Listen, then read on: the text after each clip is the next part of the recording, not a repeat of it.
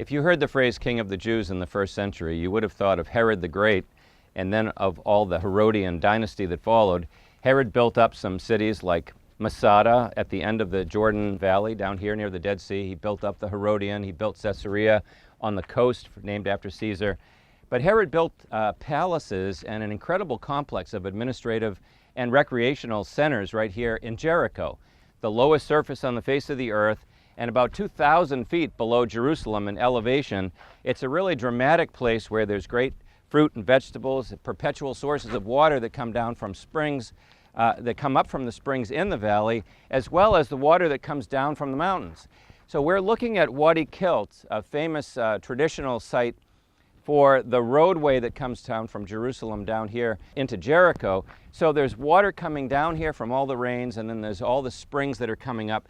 It makes Jericho a paradise. Well, Herod builds palaces here where the Hasmoneans used to have their palaces, but now Herod's going to eventually have 3 of them. He also builds a palace over there. He has other administrative buildings. Herod has gardens. He's growing all kinds of very interesting fruits and plants that he wants to show off.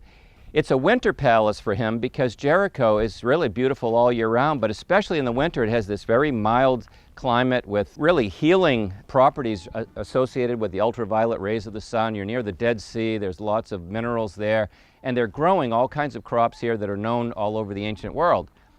Herod builds up this place here along both coasts of this little river running through here, the Wadi Kilt, and as he does that, he has a complex that surrounds the whole area.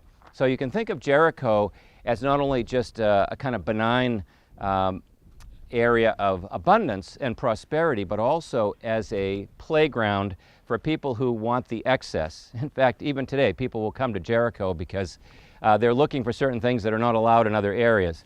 So think about Jerusalem as being up in the hill, the temple, all the clerics and the people that are more religiously observant, and people that are coming down to Jericho because it's a little bit more of the Las Vegas of their day.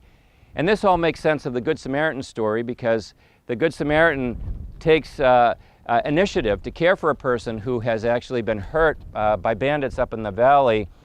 He's passed by a couple of religious people that are coming down from Jerusalem. They're not worried about ritual purity. They're actually on their way to have some fun.